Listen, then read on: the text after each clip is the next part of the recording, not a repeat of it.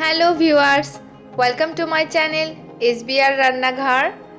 আজকে আপনাদের সঙ্গে শেয়ার করছি খুবই মজাদার একটি রেসিপি, সর্ষে ফুলের পাকোড়া রেসিপি। আমাদের এলাকাতে শীতকালে কিন্তু এই রেসিপিটা সকলেই তৈরি করে খায়, আর আমরাও ছোটোবেলা থেকে খেয়ে অভ্যস্ত। তাই এই রেসিপিটা আমার কাছে তো খুবই ভালো লাগে। আজকে আপনাদের সঙ্গে শেয়ার করছি, আশা করছি আপনাদের কাছেও ভালো লাগবে। আর ভালো লাগলে অবশ্যই আমার ভিডিওতে লাইক, কমেন্ট এবং শেয়ার করবেন। আর অবশ্যই আমার চ্যানেলটিকে সাবস্ক্রাইব করে পাশে থাকা বেল আইকনটি ক্লিক করে দেবেন। সর্ষে ফুলের পাকোড়াটা তৈরি করার জন্য এখানে আমি বেশ অনেকগুলো সর্ষে ফুল নিয়েছি। এটা কিন্তু আমার গ্রাম থেকে আনা সর্ষে ফুল। এই সর্ষে ফুলের মধ্যে এখন আমি দিয়ে দিব চালের গুঁড়া। এই পাকোড়াটা তৈরি করতে তেমন কিছুই লাগে না, শুধুমাত্র চালের গুঁড়া আর লবণ, হলুদের গুঁড়া এতটুকু দিলেই হয়ে যায়।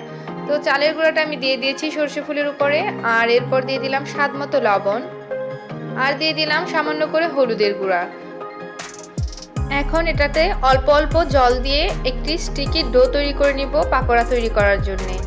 এখানে কিন্তু মরিচের গুঁড়া বা মরিচের কুচি কিছুই ব্যবহার করা যাবে না, এতে করে কিন্তু এই সর্ষে ফুলের বড়ার টেস্টটা নষ্ট হয়ে যাবে। এখন অল্প অল্প জল দিয়ে দিয়ে আমি এটাকে একটি স্টিকি ডো তৈরি করে নিব। হাত দিয়ে বেশ কচলে কচলে মেখে নিতে হবে। আমার আরো কিছুটা পরিমাণ চালের গুঁড়া লেগেছে, তাই আমি আরো কিছুটা পরিমাণ চালের গুঁড়া দিয়ে দিলাম।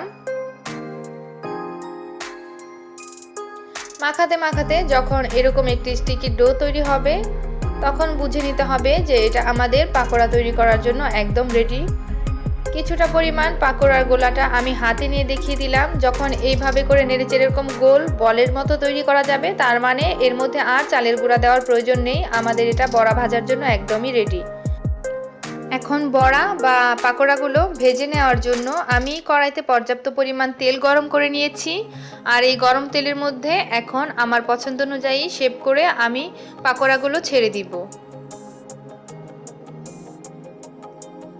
বড়া বা পাকোড়াগুলো যে যার পছন্দ অনুযায়ী কিন্তু ছোট বা বড় করে ভেজে নিতে পারে।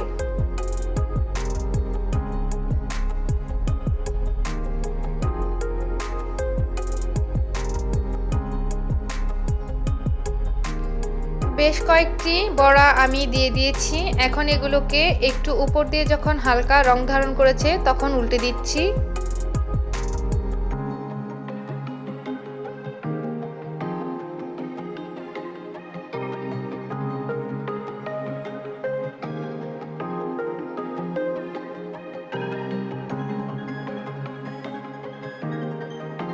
এখন আরো কিছুক্ষণ অপেক্ষা করব, অপর পিঠটা কিছুক্ষণ হয়ে যাবে। এরপরে এটাকে নেড়ে চেড়ে জাস্ট একটু বাদামি করে ভেজে নিব। আরো একটু ডার্ক করে ভাজবো আমি, এতে করে বেশি ক্রিসপি হবে খেতে।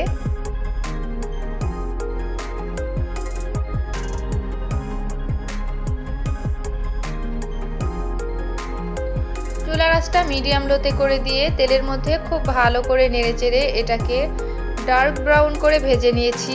এখন এগুলো আমি তুলে নিচ্ছি তেল থেকে। মজাদার সর্ষে ফুলের পাকোড়া কিন্তু একদমই রেডি ফর সার্ভ।